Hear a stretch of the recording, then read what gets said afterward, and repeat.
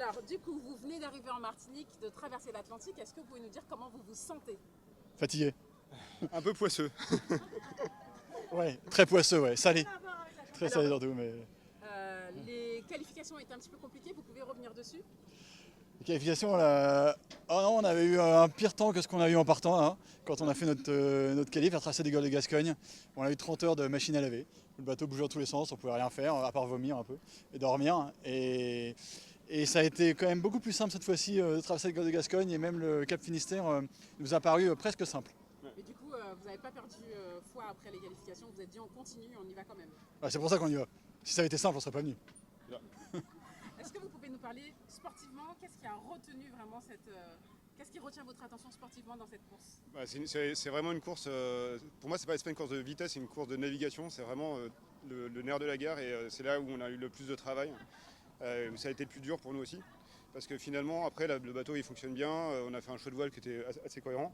Mais ouais, vraiment trouver le point de passage pour avoir le vent, c'était le plus difficile, sachant qu'on n'a pas eu les alizés, je crois pas.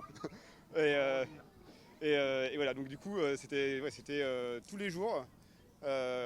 Trouver une nouvelle stratégie et en fait remettre en cause ce qu'on avait imaginé la veille, quoi. Est-ce qu'il y a une petite anecdote que vous voudriez partager justement avec les gens qui vous attendent en face de nous? Oui, j'ai eu peur un soir.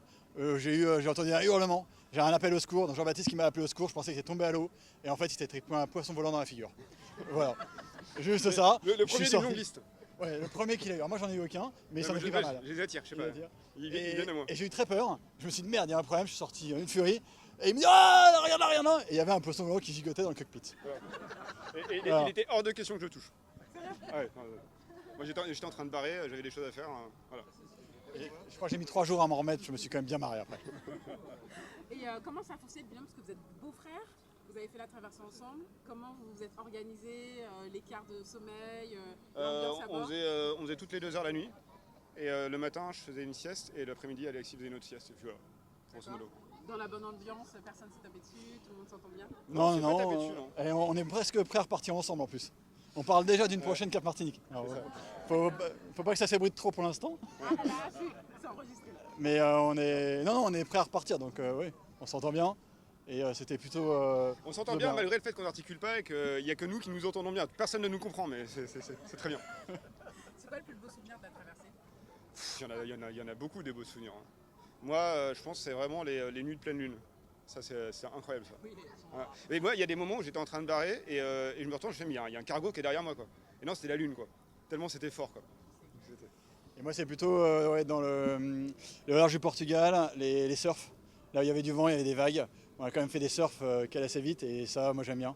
Et ça, c'est des bons souvenirs. On va être à la barre et un surf, et on part sur 12, 13, 14 nœuds. Et ça c'est chouette. Ça n'a pas été trop long pour vous? Ça a été long. Si, ça a été long quand même. C'est quand même un gros trajet pour des bateaux de cet état-là. D'autant plus qu'on n'a pas eu les vents qu'on espérait avoir, donc on a vraiment lutté. On a eu des jours de pétole à se taper la tête contre les murs. Mais on l'a fait en 25 jours. Et on s'était dit qu'on le ferait de 20 à 25 jours. Donc on a rempli le contrat. Donc, voilà. Bravo déjà pour... Je pense qu'on peut les applaudir pour ça. Ouais. Merci. Merci pour votre accueil. Ouais, merci. Merci pour l'organisation. Puis merci à nos familles d'être là. Merci beaucoup, félicitations. Merci.